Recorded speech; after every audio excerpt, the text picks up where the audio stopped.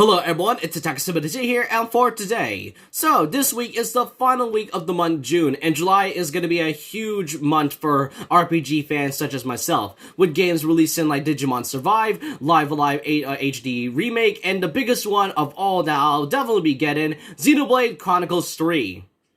The Xenoblade franchise has definitely been one of Nintendo's best-selling franchises, and even though 2, from what I've heard, didn't sell well, and X pretty much being forgotten by Nintendo at this point, Xenoblade 3 is a game that many fans, including myself, are excited for. However, there may be some questions asking why are fans very hype about this, and why are we gonna buy this? Well, that's why in this video I'm gonna be jotting down 10 reasons on why you should be hyped for Xenoblade Chronicles 3 and why you should buy it to begin with and all. I'll be going through obviously 10 reasons on some things that were already shown off, and besides, we did get a lot of information about the game about a few days ago thanks to the Xenoblade 3 Nintendo Direct. However, if you want more details on why you should be hyped, well, hope you guys stay around with the video, and so with that, let's not waste time, well, let's get started.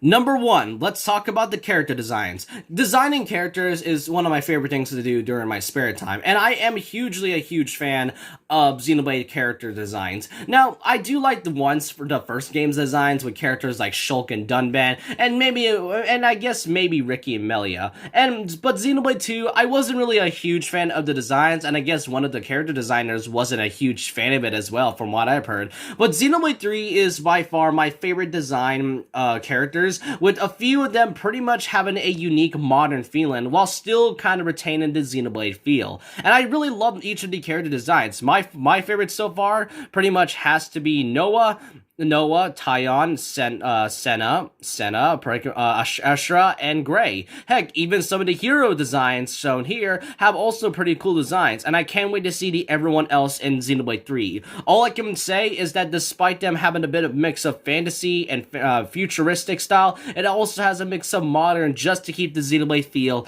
as it is. Number 2, the voice acting and European accents. Something to do with the Xenoblade franchise, and what makes it so special to begin with was the characters and obviously its performance in voice acting. Every Xenoblade game, no matter how you look at it, has such an amenable performance, with all characters giving out their best emotions, and I give props to the actors themselves. And the thing about what makes it so special and gives Xenoblade a unique out of every game that I usually play is the British accents.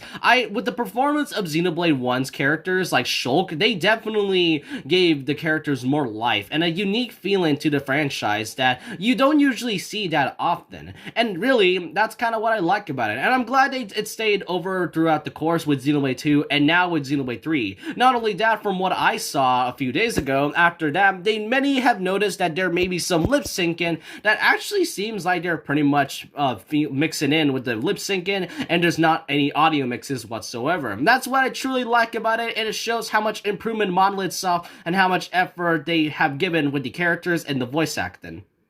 Number 3. Now, all of the Xenoblade worlds have always had such a, breathtaking and refreshing world. And especially when it gives on an open world feeling, like games like, I don't know, Breath of the Wild or something. Xenoblade 3 is no exception. And you can see, as I've shown here with a few screenshots, they all feel amazing. All breathtaking and vibrant. All pretty much giving out that Xenoblade feel. And especially seeing showing up a few landmarks that some may find familiar, such as this screenshot I'm showing here. If you guys played Xenoblade 1, you would know what I'm talking about. All I can say is that, once again, the Boundless world is already great enough as it is. Heck, it even involves swimming and rail riding. I'm very curious how the swimming thing will work, as you may see enemies throughout the entire thing.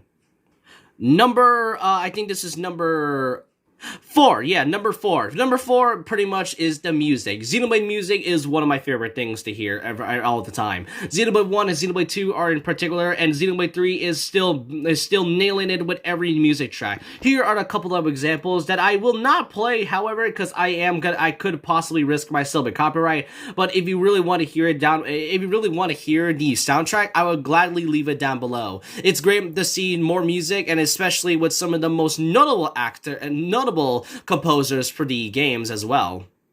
Number 5, the battle system. Now, unlike the first two Xenoblade games, the thing about Xenoblade 1 is that despite having 7 characters, you can only choose at around 3. And Xenoblade 2, while I have not played it yet, the thing about Xenoblade 2 is that there are characters that uses blades and especially drivers. I'm not sure. But with Xenoblade 3, they definitely upped it up with the party members, now having 6 and technically 7 characters thanks to the hero selection as well. And the battle system is kind of a mix of Xenoblade 1 and 2, with also having the introduction of the Ouroboros, a fusion between the main 6 characters depending on which form. And guess what? They all each have different forms depending on who's in front. If you have Noah as the front of the Ouroboros, you get his design of it and his moves as well. And another thing about this battle system is that basically, as we saw from thanks to the Xenoblade presentation, they gave out a few glimpses and details about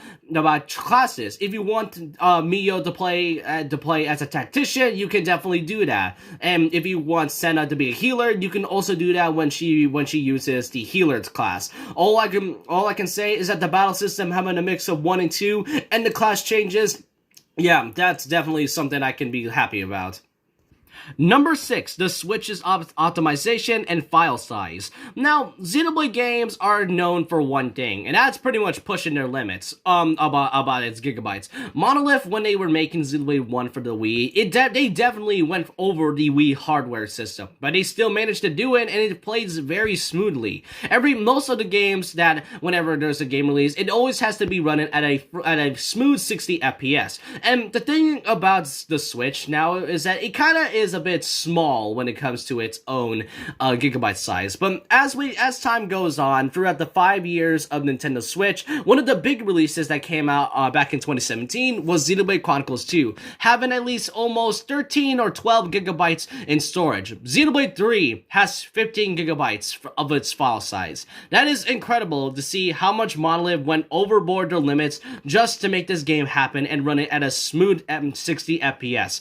I really do like how this file size, and especially when you play the game on handheld mode, yeah, it will still run smoothly. That just shows how much dedication Monolith Soft really goes with it. Number 7, the Titan and the Sword. The Sword and the Titan. Now, if you don't know what I meant by that caption, the one thing that fans may have noticed from the box art and the very first trailer of the game, you may have noticed there were 2 different entities shown from the front of the characters. Those 2 being the Mechonis Sword from Xenoblade 1 and the Uriah Beast Titan from Xenoblade 2. Now, we don't really know what the Uriah Beast will be handling. However, with the Mechonis Sword now having a big role in the 3rd game, you can definitely tell that there's maybe some connection to Xenoblade 1 and 2. And I'm excited to see what they might have in store for these 2, since they might have some big involvement, especially with the Mechonis Sword.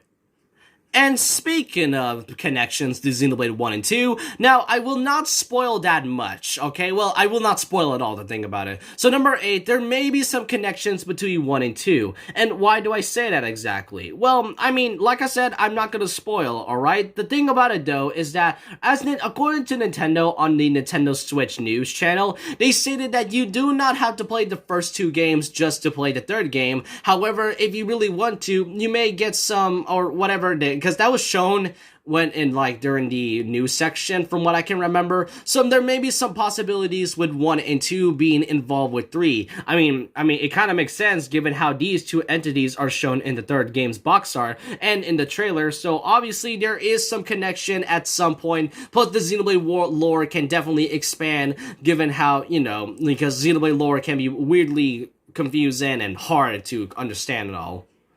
Number 9, the expansion pass. Now, at the very end of the direct presentation for the game, Xenoblade Chronicles 3 is getting an official expansion pass, just like 2 did, having this year and for next year 4 different waves with different kinds of content. The first 3 waves are not that much, with just having new color optimizations, color variations, outfits, and some classes, along with a couple new heroes. But the 4th one I'm very excited about, because it, just like the Torna Torna Country for 2, we'll be getting a original story scenario for 3. So this could either be sort of a follow-up after the events of Xenoblade 3, kind of like what happened with Future Connected, or the prequel like the Golden Torna Country with 2. And given this box art for Xenoblade 3's expansion pass showing off the Monado and the Aegis Sword, there may be some connection. We can maybe see more connections on what's really going on.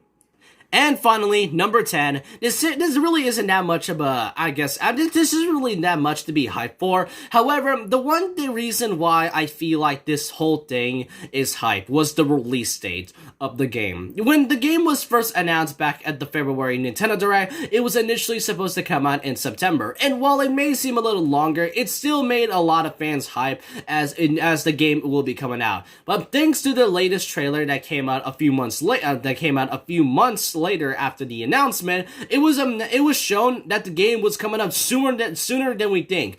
It went from September to July. That's something we don't usually see in games that often. It shows how much dedication Monolith Soft has really shown, and especially from the fact that they basically know that they are very confident for the game, that they decided to just simply push back the release date from just September all the way to July, having an early release date than we initially thought. That's, like I said, you don't usually see games doing that much nowadays. But yeah, these are the 10 reasons to be hyped for Xenoblade Chronicles 3. I know there really isn't that much to say about it, and all I really want to say is that if they're ever going to be making any more Xenoblade games, because I've heard that maybe the third one will be the final game for the trilogy and all, and maybe Monolith will go for a more new series that involves with the Xeno name and all I want to say is that I hope Xenoblade 3 has a great future and all, especially with the DLC coming this year, and especially more next year. But I just want to know all your thoughts and opinions down below. What are your reasons to be hyped for Xenoblade 3? And so with that, leave a like, comment, subscribe, hit the notification bell for more videos, follow my Twitter, and if you guys do not want to subscribe, that is completely fine by me. And remember this, once a legend, always a legend. Like